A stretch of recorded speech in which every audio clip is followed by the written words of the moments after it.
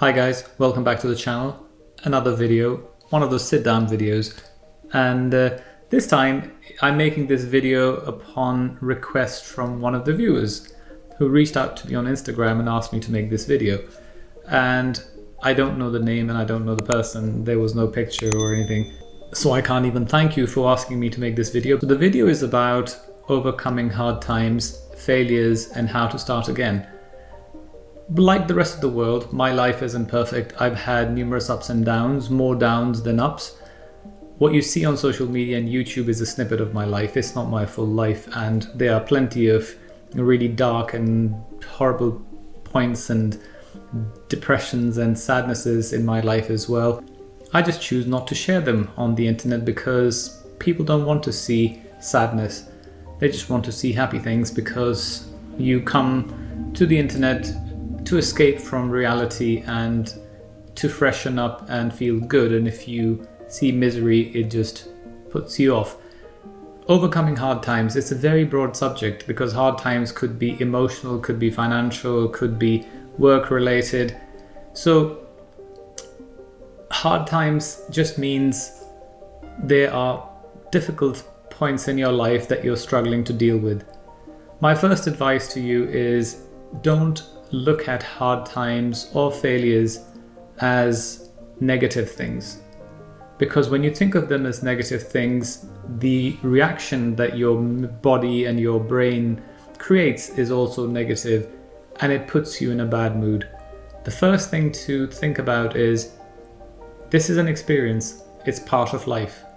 I'll give you an example. If you have a bad manager who makes your life difficult, instead of thinking, oh, my life is difficult and I'm working for a bad manager, I want to get out of this, think of this as a learning curve. Because in the real world of corporations and businesses and arts, doesn't matter which field you choose, it's made up of people, it's not robots and computers. And people are different, and most of them have issues of their own. Some of them are smart enough to separate their personal life from the work life, and then the issues don't impact their work. But then there are, I would say, 95% of others who just pass it on. If they had a miserable day, they'd take it out on someone else. And subconsciously or psychologically, it makes them feel better about themselves, because when someone else is miserable, they feel slightly better. I don't know how it works, I'm not a psychologist, but that's how it is. So when you come across something that is difficult, think of this as a learning curve. There are a couple of things you should tell yourself. First, this is the situation I'm in, this is my reaction, this is how I'm dealing with it. How could I do it better? How could I do it differently that it wouldn't impact me psychologically? Second thing would be, when you are on the flip side of this coin, and there's someone else on the other side, remember how you felt, so you don't treat people badly. It's one of those things, people who are abused as children, when they become parents, they are abusive to their kids. That cycle keeps going on. I'm not saying it applies to everyone, but that's kind of the general story. So if you are a bad manager, you manage your staff badly, they learn from you, and then they end up treating their staff badly, and the cycle goes on. So break the cycle. Hardships and failures. So again, failures in life are just experiences. We see them as failures because the society and the culture has made us believe that it's all about winning and losing. It's a very American thing. I don't think in Europe it's the same concept as winners and losers. Some people have abilities, others don't. So it's not a competition. It's about doing your bit, contributing to the world in whatever shape or form you can. So there's no need to think about things as failures. If you want to achieve something and you don't succeed, think of this as an experience.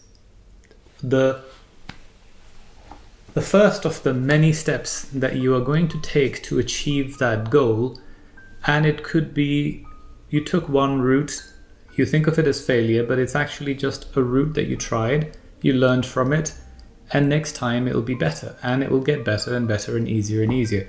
So Failures are just experiences in my point of view. I've had numerous failures in my life, and a lot of people are so scared of failures that they don't end up doing anything, because as long as you delay something and postpone it, you don't have to deal with the failure. An example of that would be some people don't apply for jobs because they're too scared to be rejected and turned down. As long as they don't apply, they don't get rejection. So it kind of keeps them in a positive mental state, and they keep thinking, okay, I'll do it tomorrow, I'll do it next week, because they're delaying that. You can use that example for anything. People try to avoid things that will give them a negative result. My advice to you would be to do it quickly, do it fast, try it, fail early and learn from it, and try again and move on, because failure isn't anything, it's just part of the learning curve and the experience. And the quicker you fail, the quicker you move on and be successful and succeed in doing whatever you're doing. The last point that this individual asked me to talk about is restarting again, or once you've experienced a failure, how to come out of that. Now, there's certain things that we have to be realistic about. You'll see all these videos on the internet which will tell you you can achieve anything, you can do anything, blah, blah, blah. That's a very positive, motivational speech that people give you to make you feel better. And yes, I would say the same. You can achieve pretty much anything, but within reason. There are limits to it. If I say I will become, a heavyweight champion, I don't think I would. I'm 5'8" and I am a small, skinny person. It will take me years and years and years, and even then I will never be able to become a heavyweight champion. There are certain things we can do and certain things we can't do. We have to be realistic about our capabilities. And whatever we're capable of, we can be the best in that field.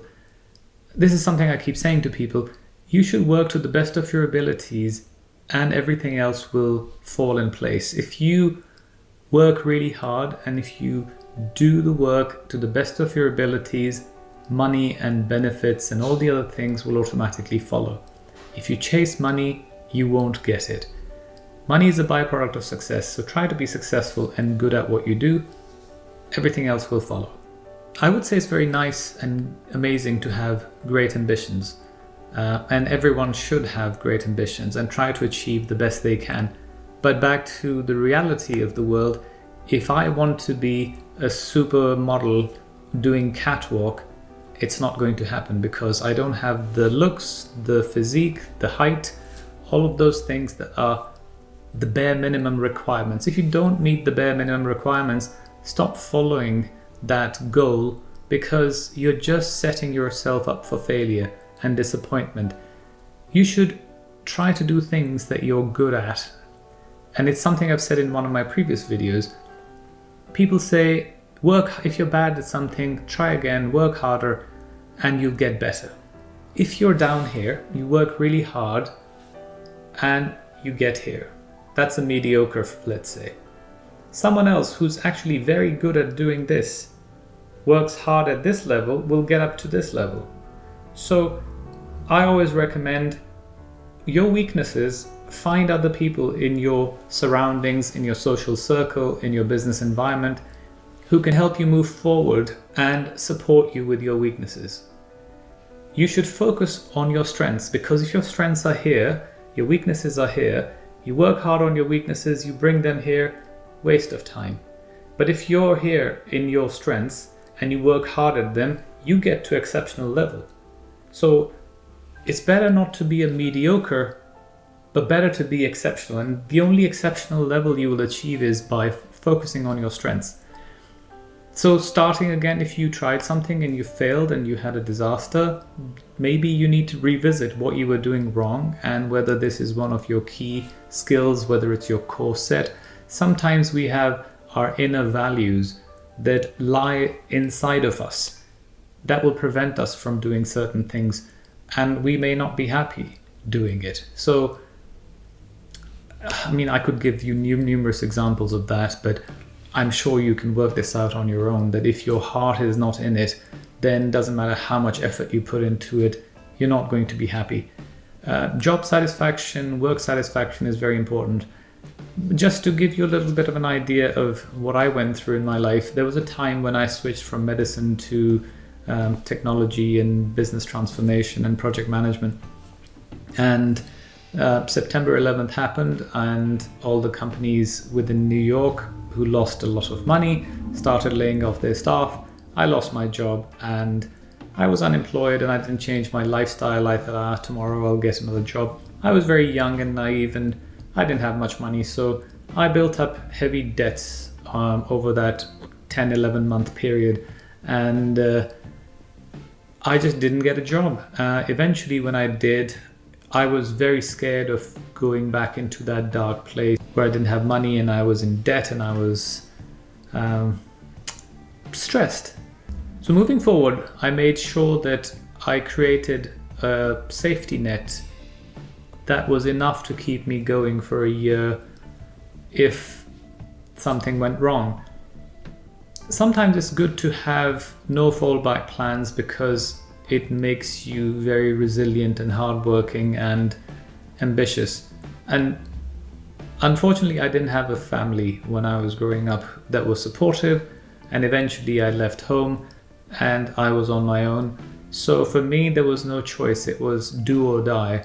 If I didn't survive on my own, then I'd be under a bridge. And that was kind of the driver for me to be the best at everything that I do and be very successful, because I knew that my friends, if they messed up, they lost their jobs or things, they would go back home to their parents. I had no parents to go home to. So if I didn't succeed, I would lose my house or I would lose my job, and then I would be on the street. So sometimes those things keep us motivated and driven. There is no right or wrong answer. There is no one size fits all. It's just whatever applies to one person may not apply to another. The key thing to remember is find your strengths and know your weaknesses, but don't focus on them. Let someone else fill the gap of your weaknesses. So if you're not good at marketing, if you're good at technology, work in the technology sector. Find someone else in your company to do the marketing stuff, because if you spend too much time figuring it out, you'll be a very mediocre marketing manager and not the best. So you should hire someone who loves doing that. Just an example of fulfilling your weaknesses with other people who have those right skills. I hope this video was of some use, because it's very hard to make a video that's specific, because this is such a broad subject and a very generic topic. Let me know in the comments below if you think this was useful, if you think you want me to elaborate on something else. I'm always happy to hear from my viewers. Thank you very much for reaching out and asking me to do this. So until the next one, thanks for watching.